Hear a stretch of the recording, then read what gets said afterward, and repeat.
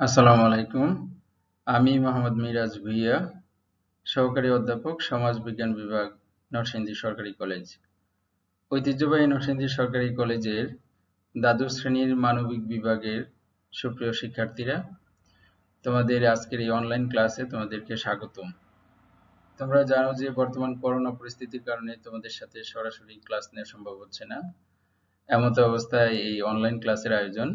এই জন্য আমি আন্তরিক ধন্যবাদ জানাচ্ছি নরসিংদী সরকারি কলেজের সম্মানিত অধ্যক্ষ, উপাধ্যক্ষ ও সমাজবিজ্ঞান বিভাগের সম্মানিত বিভাগীয় প্রধান ম্যাডামকে। তো আজকে সমাজবিজ্ঞান দ্বিতীয় পত্রে একটি সুন্দর এবং গুরুত্বপূর্ণ বিষয় নিয়ে তোমাদের সাথে আজকে আমি ক্লাস করতে যাচ্ছি। তো দেখা যাক আজকে আমরা কোন বিষয়টি নিয়ে তোমাদের সাথে কথা বলি। চলো এবার কিছু ছবি দেখা যাক। তোমরা এখানে কিছু ছবি দেখতে পাচ্ছ। প্রথম ছবিতেই দেখতে পাচ্ছ যে বিভিন্ন লোকজন একত্রিত হয়ে তারা দৈনন্দিন কাজকর্ম এবং সংঘবদ্ধভাবে তারা নিজেদের কাজকর্ম চালিয়ে যাচ্ছে এবং একটা জোটবদ্ধতার একটা ছবি দেখতে পাচ্ছ। দ্বিতীয়ত এখানেও অনেকগুলো মানুষের সমাবেশ তোমরা দেখতে পাচ্ছ। তৃতীয় ছবিতে তোমরা দেখতে পাচ্ছ যে বিভিন্ন মানুষের মধ্যে এখানে একটা মিথস্ক্রিয়া বা ভাবের আদান প্রদানের একটি দৃশ্য। চতুর্থ ছবিটিতে তোমরা দেখতে পাচ্ছ যে এখানে একটা সহযোগিতার একটা মনোভাব আমরা দেখতে পাচ্ছি। তারপর ছবিটিতে একটা দ্বান্দ্বিক বা একটা সংঘর্ষ, সংঘাত এরকম একটা দৃশ্য আমরা দেখতে পাচ্ছি। এবং পরের ছবিটিতে, সর্বশেষ ছবিটিতে তোমরা দেখতে পাচ্ছ যে এখানে কিছু উদ্দেশ্য সাধনের জন্য, অর্থাৎ শিক্ষা সংক্রান্ত উদ্দেশ্য সাধনের জন্য ছোট বাচ্চাদের এখানে শিক্ষা প্রদান করা হচ্ছে। তো এই ছবিগুলো থেকে আজকে তোমরা একটু আন্দাজ করতে পারো যে আজকে আমরা কি বিষয় নিয়ে আলোচনা করতে যাচ্ছি। তো বোঝাই যাচ্ছে যে আজকে আমরা বাংলাদেশের সমাজ ও সংস্কৃতি নিয়ে আলোচনা করব। অর্থাৎ এই বিষয়টি তোমাদের দ্বিতীয় অধ্যায়, সমাজ বিজ্ঞান দ্বিতীয় পত্রের দ্বিতীয় অধ্যায়ের তোমাদের এই চ্যাপ্টারটি আছে, আজকে সেটা নিয়ে আমরা আলোচনা করব। তো এই পুরো দ্বিতীয় অধ্যায়কে আমি 3টি ক্লাসে বিভক্ত করেছি তোমাদের বোঝার সুবিধার্থে। তো প্রথম ক্লাস বা আজকের ক্লাসে আমরা যা শিখব, সমাজ ও সংস্কৃতি সম্পর্কে ধারণা লাভ করব। আর দ্বিতীয় ক্লাসে তোমাদের বাংলাদেশের সমাজ ও সংস্কৃতির প্রকৃতি, বৈশিষ্ট্য, ধরনসমূহ আলোচনা করব। সর্বশেষ তৃতীয় ক্লাসে অত্যন্ত গুরুত্বপূর্ণ একটি থিওরি, কালচার সাংস্কৃতিক ব্যবধান তত্ত্ব, যেটাকে কালচারাল ল্যাগ তত্ত্ব আমরা বলে থাকি, এই বিষয়টি নিয়ে আলোচনা করব এবং বাংলাদেশের সাংস্কৃতিক ব্যবধানের প্রকৃতি নিয়ে আলোচনা করব। আশা করি 3টি ক্লাসেই তোমরা মনোযোগ দিয়ে যোগদান করবে। তো আজকের এই প্রথম ক্লাস থেকে আমরা যা জানতে পারবো সেটি হচ্ছে সমাজ কি, সমাজের বিভিন্ন বৈশিষ্ট্যসমূহ কি কি, সংস্কৃতি কি, সংস্কৃতির বিভিন্ন প্রকারভেদ, উপাদান ও বৈশিষ্ট্য সম্পর্কে জানতে পারবো। তাহলে সমাজ বলতে কি বোঝায় আমরা একটু জেনে নিতে পারি। তার আগে সমাজ কি আমরা পূর্বের যে ছবিগুলো দেখেছি সেটার আলোকে একটু চিন্তা করে নিতে পারি। তাহলে একটি উক্তি দিয়ে শুরু করা যাক। আর উক্তিটি দিয়েছেন বিখ্যাত মনীষী এরিস্টটল। তার মতে যে ব্যক্তি সমাজে বাস করে না সে হয় পশু, না হয় দেবতা। তো আমরা নিচের কিছু ছবিতেও দেখতে পাচ্ছি আসলে এই উক্তিকে ব্যাখ্যা করার জন্য কিছু ছবি তোমরা এখানে দেখতে পাচ্ছ। এখানে দেখতে পাচ্ছ যে প্রথম ছবিটাতে যে এখানে কতিপয় পশুর ছবি দেয়া আছে। তো তোমরা জানো যে পশুর আবাসস্থল বন অথবা জঙ্গল, যেখানে অর্থাৎ লোকালয় থেকে দূরে, যেটা কি।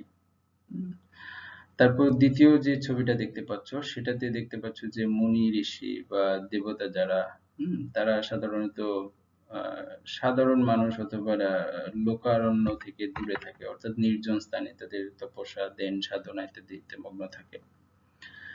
তৃতীয় ছবিতে তোমরা যা দেখতে পাচ্ছ সেটি হলো একটি জোটবদ্ধ মানুষের ছবি। তাহলে মানুষ মাত্রই সেটা কিন্তু সমাজ, অর্থাৎ এখানে কিন্তু মানুষ সমাজকে ইন্ডিকেট করা হচ্ছে।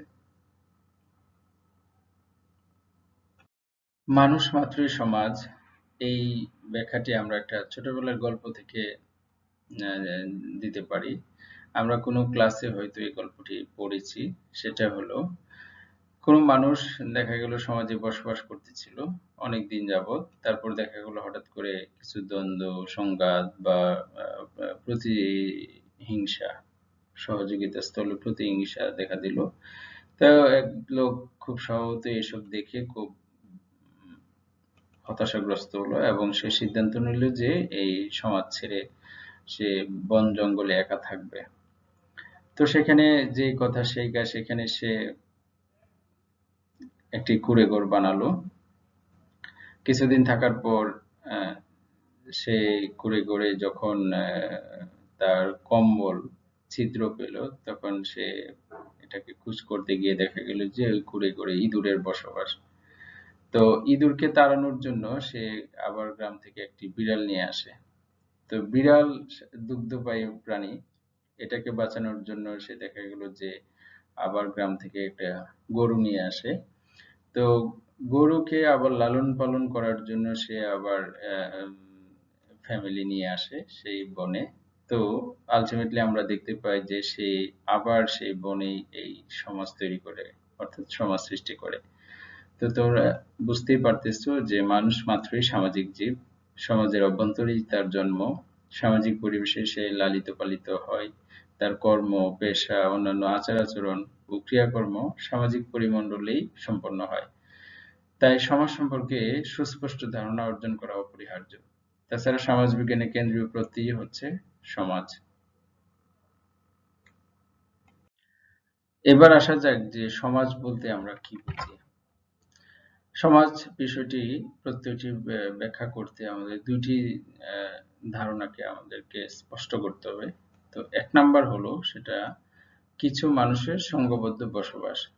আর দুই নাম্বার যেটা হলো ওই সংঘবদ্ধতার পেছনে কোনো উদ্দেশ্য থাকবে।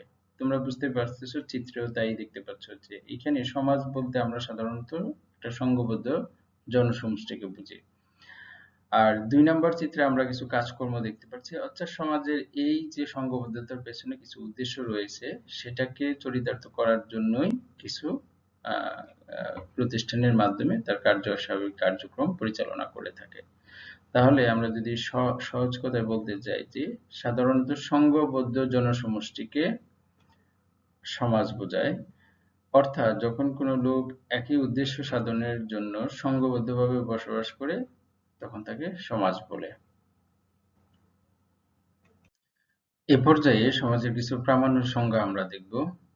ম্যাকইভার অ্যান্ড পেইজ তাদের সোসাইটি নামক গ্রন্থে সমাজের সংজ্ঞা দিতে গিয়ে বলেন, যেসব সামাজিক সম্পর্কের মধ্যে আমরা জীবনযাপন করি তাদের সংগঠিত রূপই সমাজ। তিনি আরো যোগ করেন যে সমাজ অর্থ সহযোগিতা। সমাজ হচ্ছে যুদ্ধ-বিগ্রহের বিপরীত অবস্থা। যুদ্ধ-বিগ্রহ বলতে বোঝায় পারস্পরিক ধ্বংস সাধন, অপরপক্ষে সমাজ বলতে বোঝায় পারস্পরিক সৃজনশীলতা তথা সহযোগিতা। ম্যাকইভার এবং পেইজ তার ধারণাটাকে আরেকটু সম্প্রসারিত করে তিনি বলেন, সমাজ হচ্ছে সর্বদা পারস্পরিক সম্পর্কের জাল বিশেষ, যা আমরা এখানে দেখতে পাই, যা সততই পরিবর্তনশীল। অর্থাৎ সমাজ হচ্ছে সামাজিক সম্পর্কের একটি জাল ব্যবস্থা বা নেটওয়ার্ক সিস্টেম, যা সর্বদাই পরিবর্তনশীল। এই যে ম্যাকইভার এবং পেইজের সমাজ অর্থ সহযোগিতা, এটা কিন্তু অনেক ক্ষেত্রে আবার সঠিক নাও হতে পারে। যেমন কি মার্ক্সীয় ধারণায় তা কিন্তু সবসময় সঠিক নাও হতে পারে। মার্ক্সীয় তিনি পুঁজিবাদী শ্রেণীদ্বন্দ্ব সংঘাতের কথা, শ্রেণীদ্বন্দ্ব সংঘাত ইত্যাদির কথা উল্লেখ করেন, যা এই যে সৃজনশীলতা তথা সহযোগিতার বিপরীত অবস্থা। সেই অর্থে সমাজকে বলা যায় যে সমাজ বলতে বোঝায় সহযোগিতা ও প্রতিযোগিতা উভয়কে।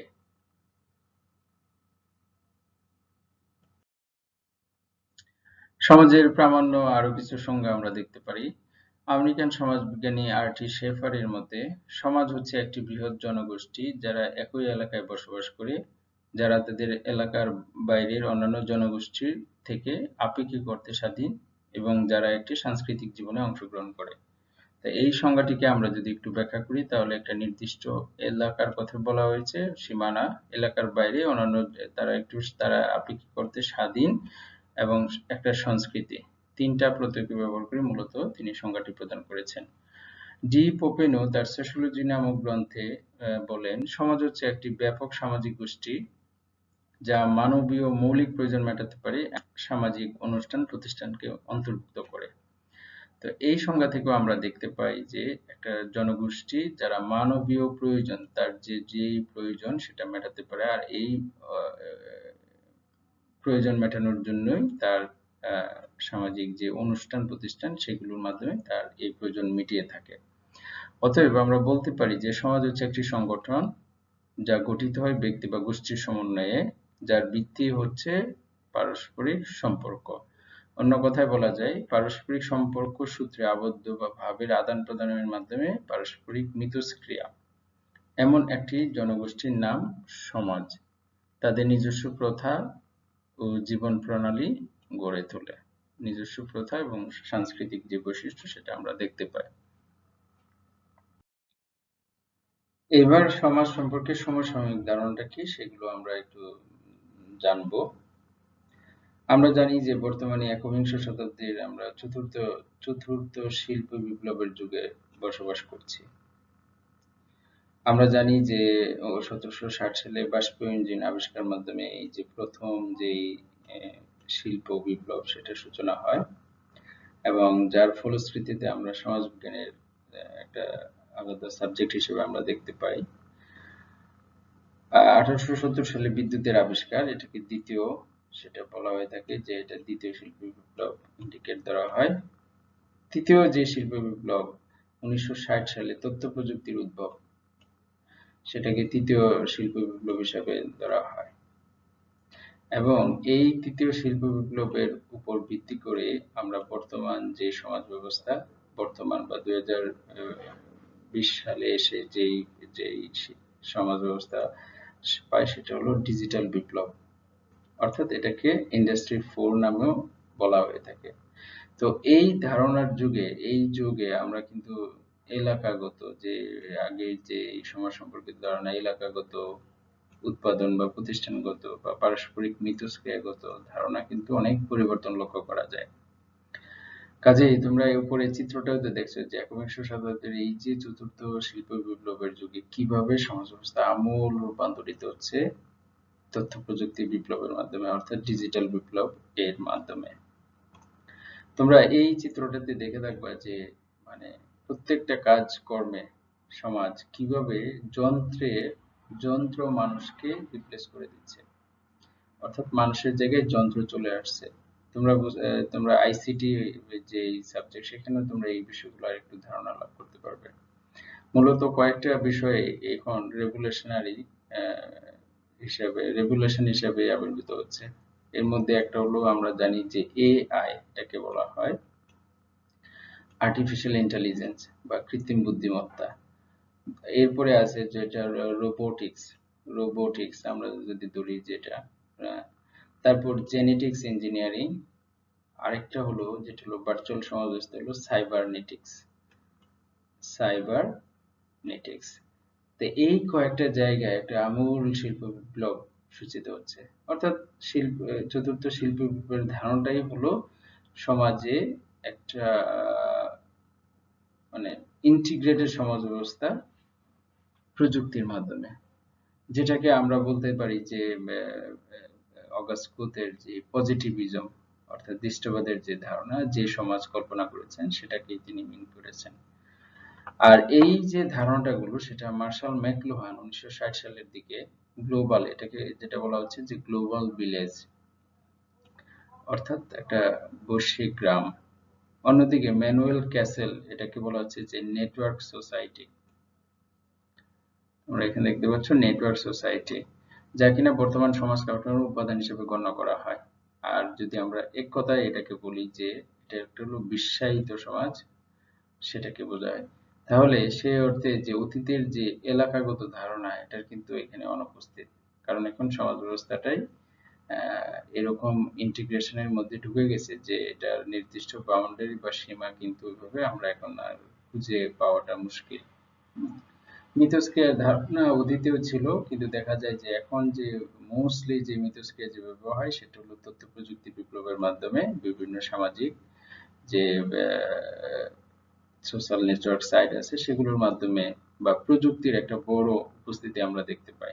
তো সেই অর্থে এটাকে বলা হয় নেটওয়ার্ক সোসাইটি, এই অর্থে যে আমরা একটা সম্পর্কের জাল, আর এই জালের পেছনেই সেটা হচ্ছে যে তথ্য প্রযুক্তির এই যে অভাবনীয় সাফল্য বা ডিজিটাল বিপ্লব। সে অর্থে আমরা কিন্তু বর্তমান এই যে 2020 সমাজ ব্যবস্থায় এসে দুইটা সমাজ ব্যবস্থা দেখতে পাই, একটা হলো বাস্তব সমাজ আর একটা হলো ভার্চুয়াল সমাজ। আমরা জানি যে এই যে বাস্তব সমাজ যে কোনো কিছু ঘটলে সেটা যেমন ভার্চুয়ালে প্রভাব ফেলে, আবার ভার্চুয়ালের দেখো একটা সমাজ ব্যবস্থার যে কোনো কিছু ঘটলে সেটা কিন্তু বাস্তব সমাজেও প্রভাব ফেলতেছে, আমরা এটা খুব প্রকটভাবে দেখতে পাই। কাজেই এখন সমাজ বলতে দুটা সমাজ ধারণা কি বোঝাবে, একটা হলো বাস্তব সমাজ আর একটা হলো ভার্চুয়াল সমাজ। কারণ আমরা যেহেতু দেখতে পাই যে একটার উপর আরেকটা প্রভাব বিস্তার করতে পারে, এবং আলটিমেটলি আমরা যেই ধারণায় সমাজ ব্যবস্থায় যাবো আর সেটা হলো টোটালি সেটা হলো ভার্চুয়াল সমাজের দিকে আমরা অগ্রসর হচ্ছি তথ্য প্রযুক্তি বিপ্লবের মাধ্যমে।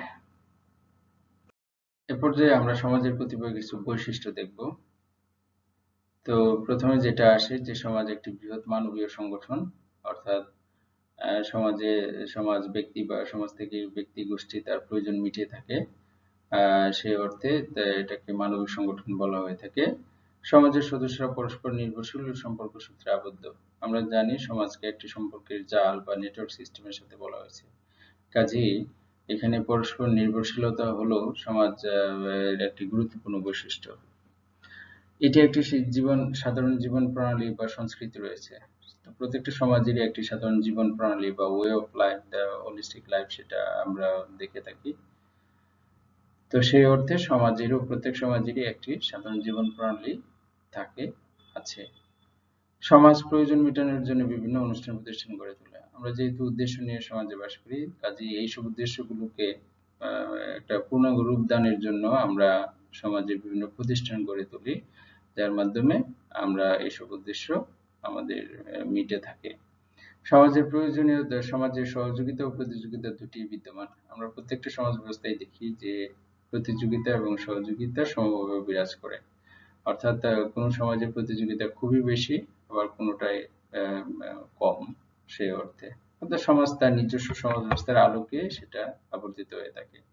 সমাজ সর্বদাই পরিবর্তনশীল। সমাজ একটি প্রবাহমান ধারণা, নদীর মতো বহমান। কাজেই এটা পরিবর্তনই এখানে কিন্তু সমাজের চরম বৈশিষ্ট্য। একটা নির্দিষ্ট সময়ের ব্যবধানে সমাজ কাঠামোর যে অদল বদল গড়ে ওঠে সেটাকে আমরা পরিবর্তনশীলতার মধ্যে সমাজের বৈশিষ্ট্য দেখতে পাই। সমাজ পারস্পরিক প্রয়োজনে গড়ে ওঠে এবং টিকে থাকে। তো এটা আমরা জানি যে সমাজ মূলতই সৃষ্টি কিছু উদ্দেশ্যকে সামনে রেখে। এই জন্য আমরা যার যে প্রয়োজন সেই অনুযায়ী আমরা বিভিন্ন প্রতিষ্ঠানের মাধ্যমে সমাজকে কিন্তু টিকে রাখি। যেমন রোগের জন্য আমরা হাসপাতাল, শিক্ষার জন্য শিক্ষা প্রতিষ্ঠান, আমরা অর্থ ব্যবস্থার জন্য ব্যাংক, বীমা প্রতিষ্ঠান, সমাজ ব্যবস্থা রাষ্ট্রকে পরিচালনার জন্য রাষ্ট্র ব্যবস্থা ইত্যাদি বহু ব্যবস্থা, নানাবিধ যে ব্যবস্থা আমরা গড়ে থাকি। সামাজিক সম্পর্ক একটি জটিল জাল বা ব্যবস্থা বা নেটওয়ার্ক, এটা আমরা আগেই বলেছি। আর এখন 21st সেঞ্চুরিতে এটা কিন্তু আরো প্রকট, বিশেষ করে তথ্য প্রযুক্তির অভাবনীয় বিপ্লবের ফলে আমরা কিন্তু এখন প্রযুক্তি নির্ভর যে সামাজিক নেটওয়ার্ক সেটা আমরা কিন্তু দেখতে পাই। সমাজের রূপ ফুটে ওঠে তার গড়ন এবং কাঠামোর মধ্যে দিয়ে, অর্থাৎ প্রত্যেকটা সমাজ ব্যবস্থায় একটা কাঠামো থাকে, আর সেটার ভিত্তিতেই কিন্তু সমাজ তার প্রকৃত চরিত্র বা রূপ ফুটে ওঠে। কাঠামোটা আদলেই সমাজের বৈশিষ্ট্য আমরা দেখতে পাই। এবার আসা যাক আরো কিছু ছবি নিয়ে তোমাদের সামনে, সেটা ভাষা আন্দোলনের কিছু ছবি। তারপর আমরা দেখতে পাচ্ছি নববর্ষ, উপজাতীয় সংস্কৃতির কিছু, এবং বাংলার যে সবচেয়ে এখানে পাপেট শো সেটার একটা ছবি। তারপর আমরা দেখতে পাচ্ছি হাডুডু খেলার একটা ছবি। তারপর আমরা দেখতেছি যে নদীমাতৃক বাংলাদেশ, কৃষি ভিত্তিক যে মাছে ভাতে বাঙালি বলা হয় সেটার একটা দৃশ্য আমরা দেখতে পাচ্ছি। সবচেয়ে সুন্দর বাংলার অপরূপ পিঠা, সেটা আমরা দেখতে পাচ্ছি।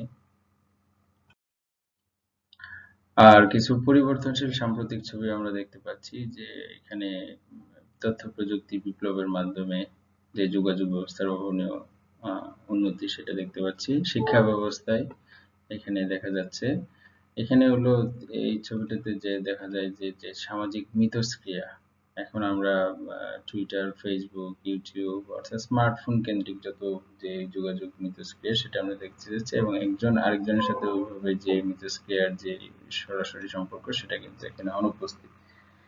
তারপর আমরা দেখতে পাচ্ছি যে কৃষিভিত্তিক সমাজ ব্যবস্থায় ড্রোন চালিত কিভাবে এখানে কীটনাশক ছিটানো হচ্ছে, সেটার একটা দৃশ্য, এবং বর্তমান কলকারখানার একটি দৃশ্য আমরা দেখতে পাচ্ছি। তাহলে তোমরা বুঝতে পারছো এই অংশ নিয়ে আমরা যেটা আলোচনা করব সেটা হলো সংস্কৃতি। তাহলে সংস্কৃতি কি, আমরা একটু এইসব ছবির ধারণা থেকে একটু চিন্তা করতে পারি। তাহলে সংস্কৃতির ধারণা, সংস্কৃতি ইংরেজি প্রতিশব্দ হচ্ছে কালচার, যা উৎপত্তি হয়েছে ল্যাটিন শব্দ কোলেরি থেকে, যার অর্থ হলো কর্ষণ করা বা চাষ করা। তাহলে সংস্কৃতি হলো কর্ষণ বা চাষের কিংবা চর্চার মাধ্যমে প্রাপ্ত বিষয়। সে অর্থে মানুষকে বলা হয় man is culture building animal, অর্থাৎ মানুষ সংস্কৃতির সৃষ্টিকারী প্রাণী। সমাজে বসবাস করতে গিয়ে সে সামাজিক পরিবেশ সৃষ্টি করে ব্যাপক অর্থে, সেটাই সংস্কৃতি। বিভিন্ন পণ্ডিতগণ বিভিন্নভাবে সংস্কৃতিকে ব্যাখ্যা করেন, সেটা যেমন সাহিত্যিকরা সাধারণত সংস্কৃতি বলতে মানুষের চিন্তা, ভাবনা, আশা, আকাঙ্ক্ষা, কামনা, বাসনা, কল্পনা ইত্যাদিকে বুঝিয়ে থাকেন। সামাজিক নৃবিজ্ঞানীরা সাধারণত কোনো প্রকার উদ্ভাবনকেই সংস্কৃতি বলেন। সমাজবিজ্ঞানীরা অপরপক্ষে এটাকে বলা হয়ে থাকে যে মানুষের সার্বিক জীবন প্রণালী, দ্য ওয়ে অফ লাইফ। সেই অর্থে সংস্কৃতি হলো সমগ্র গোটা জীবনধারা, সেটাকে আমরা সংস্কৃতি হিসেবে আখ্যায়িত করতে পারি।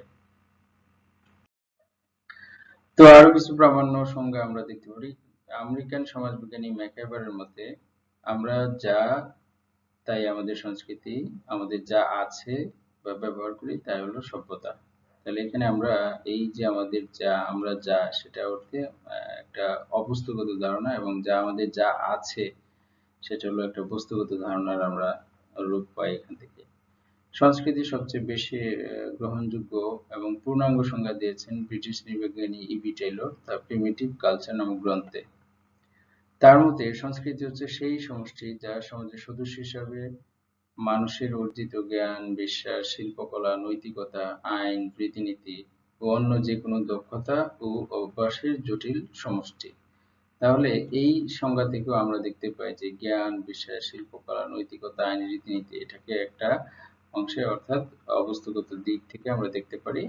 আর অন্য যেকোনো দক্ষতা ও অভ্যাসের জটিল সমাবেশ, এটাকে আমরা একটা বস্তুগত দিক থেকে দেখতে পারি। রবার্ট বেইরস্টেড তার সোশ্যাল অর্ডার নামক গ্রন্থে বলেছেন, সমাজের সদস্য হিসেবে আমরা যা কিছু চিন্তা করি এবং যা কিছু সম্পন্ন করি তার সমষ্টি হচ্ছে সংস্কৃতি। তাহলে আমরা বুঝতে পারতেছি এখানে একটা হলো মনোজগৎ বা অভ্যন্তরীণ বিষয়, অবস্তুগত দিক, আর অন্যটা হলো যা কিছু সম্পন্ন করি, কাজ করি, অর্থাৎ সেটাকে বস্তুগত দিক থেকে আমরা এই সংজ্ঞাটি বিশ্লেষণ করতে পারি। তাহলে উপরোক্ত সংজ্ঞার আলোকে আমরা কিন্তু এক কথায় বলতে গেলে মানব সৃষ্ট সবকিছুর সমষ্টি হলো সংস্কৃতি। এবার আসা যাক যে সংস্কৃতি প্রকারভেদ। আমরা সংজ্ঞার আলোকেই এখানে বলতে পারি যে সংস্কৃতি দুই প্রকার, একটা হলো বস্তুগত সংস্কৃতি আর একটা হলো অবস্তুগত সংস্কৃতি। বস্তুগত সংস্কৃতি বলতে সংস্কৃতির এমন উপাদানকে বোঝানো হয় যার বাহ্যিক অস্তিত্ব আছে, অর্থাৎ মানুষ তার জীবনযাপনের জন্য বস্তুগত যা কিছু তৈরি করে ব্যবহার করে তাই হলো বস্তুগত সংস্কৃতি। সেটা হতে পারে ঘর, বাড়ি, চেয়ার, টেবিল, বিজ্ঞান, প্রযুক্তি ইত্যাদি হতে পারে। আর অবস্তুগত যে সংস্কৃতির যে উপাদান ধরা যায় না, ছোঁয়া যায় না, বাহ্যিক অস্তিত্বহীন বা পরিমাপযোগ্য নয়, তাকে অবস্তুগত সংস্কৃতি বলে। উদাহরণস্বরূপ জ্ঞান, বিজ্ঞান, ভাষা, সাহিত্য, বিশ্বাস, নৃত্য, নাটক, আইন এবং গান ইত্যাদি হতে পারে। অর্থাৎ যেটা হলো মানুষের অভ্যন্তরীণ বিষয়, যাকে আমরা ওইভাবে ধরতে পারি না, স্পর্শ করতে পারি না, কেবলই অনুভূতির বিষয়, সেটাকে অবস্থাগত সংস্কৃতি বলা হয়ে থাকে। এবার আসা যাক সংস্কৃতির বৈশিষ্ট্য সমূহ জানা যাক। আমরা প্রথমেই যেটা আসে সেটা হলো সংস্কৃতি অর্জিত, অর্থাৎ মানব সমাজে আমরা জন্মগ্রহণের পর থেকেই আমরা যা কিছু শিখি সেটার এই সংস্কৃতি, এবং সেটা অর্জন করতে হয় এবং একদিকে শিখি অন্যদিকে শিখাচ্ছি। এই জন্য মানুষকে কালচার বিল্ডিং এনিমেল বলা হয়ে থাকে। সংস্কৃতি অংশগ্রহণমূলক, অর্থাৎ একটা জাতি গোটা জনগোষ্ঠী সম্প্রদায়ের সংস্কৃতিকে এখানে অন্তর্ভুক্ত করা হয়। এটা কোনো বিচ্ছিন্ন বা একক কোনো সমষ্টি নয়, এখানে বিভিন্ন জাতি গোষ্ঠী ধর্ম বর্ণের মানুষের একটা সমন্বিত রূপই হলো সংস্কৃতির ধারণা। ৩ নাম্বার যেটি আসে, সংস্কৃতি সামাজিক ব্যবস্থার সৃষ্টি, অর্থাৎ সমাজ থেকে উৎসরিত, সমাজের বাহির থেকে কোনো কিছুই ওইভাবে সংস্কৃতি হতে পারে না। তো সংস্কৃতি হতে হলে সেটা সমাজ ব্যবস্থার আদলেই সমাজ থেকে উৎসরিত হয়। ৪ নাম্বার, শুধুমাত্র মানুষই সংস্কৃতির অধিকারী, অর্থাৎ মানুষ তার যে ব্রেইন পাওয়ারের মাধ্যমে যে অন্যান্য প্রাণীদের থেকে আলাদা, অর্থাৎ এই জন্যই মানুষ এখানে সংস্কৃতি বহন করে, এবং এটাকে একটা আমরা যদি বলি যে একটা সচেতন ভাবে সে সংস্কৃতি সৃষ্টিকারী প্রাণী। ৫ নাম্বার, সংস্কৃতি হলো পরিবর্তনশীল, অর্থাৎ সংস্কৃতি সময়ের ব্যবধানে সমাজ পরিবর্তনের সাথে সংস্কৃতি পরিবর্তন হয়। কার্ল মার্কস যেটাকে বলেছেন যে সংস্কৃতি হলো উপরিকাঠামো, অর্থাৎ অর্থনৈতিক কাঠামো পরিবর্তনের সাথে সাথে সংস্কৃতিও এক্ষেত্রে পরিবর্তন হয়। সংস্কৃতির আরো কিছু বৈশিষ্ট্য। ৬ নাম্বার, সংস্কৃতি সমাজ দ্বারা নিয়ন্ত্রিত, অর্থাৎ প্রত্যেকটি সমাজেই তার নিজস্ব সংস্কৃতি কার্যক্রম পরিচালিত হয় এবং সেই সমাজ দ্বারাই সেটা নিয়ন্ত্রিত হয়। সমাজের প্রয়োজনে সমাজের মূল্যবোধ বিকাশে সংস্কৃতির ভূমিকা রয়েছে, এবং এক্ষেত্রে বিভিন্ন যে প্রতিষ্ঠান অনুষ্ঠান এই মুখ্য ভূমিকা পালন করে। সে অর্থে বলা যায় যে সংস্কৃতি সমাজ দ্বারা নিয়ন্ত্রিত। ৭ নাম্বার, সংস্কৃতির মধ্যে দ্বন্দ্ব অনিবার্য। সংস্কৃতির মধ্যে সবসময় যে সহযোগিতা থাকে সেটা নয়, সংস্কৃতির মধ্যে দ্বন্দ্ব অনিবার্য থাকে। যেমন পাশ্চাত্যের সাথে প্রাচ্যের, শহরের সাথে গ্রামের, তেমনি ভাবে নতুনের পুরাতনের সাথে নতুনের বিভিন্ন ধরনের দ্বন্দ্ব অনিবার্যতা থাকে। অর্থাৎ একটি যেহেতু সংস্কৃতি যেহেতু পরিবর্তনশীল, কাজেই পুরাতন থেকে নতুনে উত্তরণের যে সময়, সেই জায়গায় সাংস্কৃতিক দ্বন্দ্ব সৃষ্টি হয়।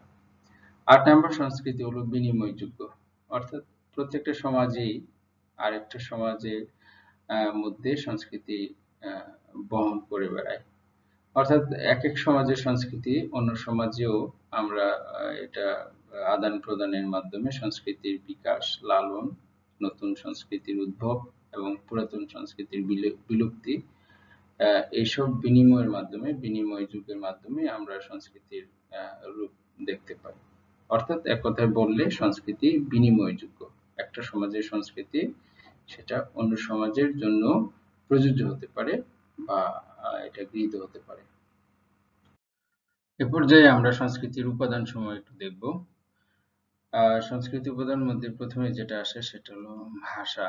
ভাষা মানুষকে একত্রিত করে এবং সকলের মধ্যে ভাবের আদান প্রদান সৃষ্টি করে। সে অর্থে ভাষা একটি অন্যতম উপাদান সংস্কৃতির। আদর্শ, মূল্যবোধ এগুলো সংস্কৃতির উপাদান হয়ে থাকে, কারণ আমরা ছোটবেলা থেকে সংস্কৃতি শিখে থাকি, বিভিন্ন আদর্শে বড় হই, কাজেই এইগুলো কিন্তু আমাদের চাল চলন, আচার আচরণ বিভিন্ন ক্ষেত্রে প্রভাব বিস্তার করে। বিভিন্ন সাহিত্য, মনীষীদের দেন ধারণা, সেক্ষেত্রেও এটিও সংস্কৃতির উপাদান হয়ে থাকে, কারণ এগুলো জীবনের মধ্যে প্রতিফলন ঘটায় এবং এগুলোর একটা সুপ্ত ছাপ কিন্তু আমরা আমাদের বিভিন্ন বাস্তবতায় দেখতে পাই। সেটা কি তেমনিভাবে দর্শন, মূল্যবোধ, প্রথা, লোকাচার, রূপরীতি এবং সর্বশেষ যে প্রযুক্তি এক্ষেত্রে নতুন সংস্কৃতির জন্ম দেয়। যেমন অতীতে যেটা ছিল চিঠিপত্রের মাধ্যমে যোগাযোগ ব্যবস্থা, সেটার স্থলে এখন হলো মোবাইল বা সোশ্যাল যোগাযোগ ব্যবস্থা। কাজেই এখানে কিন্তু নতুন সংস্কৃতির জন্ম বা আমরা সংস্কৃতির বিকাশ বর্ধন দেখতে পাই, যেটাকে কাজে এইসব উপাদানের নিরিখে সংস্কৃতি গড়ে ওঠে বা বিকাশ লাভ করে। তোমরা এই অংশটুকু প্রথম পত্রে দেখতে পারবা, সেখানে আরো বিস্তারিত জানতে পারবা। তো তোমাদের কোনো প্রশ্ন বা ইনকোয়ারি থাকলে আমাকে ইনবক্সে বা কমেন্ট বক্সে লিখে জানাতে পারো। এই দ্বিতীয় অধ্যায় থেকে, বাংলাদেশের সমাজ ও সংস্কৃতির অংশ থেকে। তো আজকে এই পর্যন্তই। সবাইকে এতক্ষণ মনোযোগ দিয়ে শোনার জন্য আন্তরিক ধন্যবাদ ও কৃতজ্ঞতা জানাচ্ছি। পরবর্তীতে কোনো ক্লাসে তোমাদের সাথে দেখা হবে সে আশা ব্যক্ত করে সবাইকে আগাম স্বাগতম জানিয়ে আমি আমার আজকের ক্লাস শেষ করছি। ধন্যবাদ সবাইকে।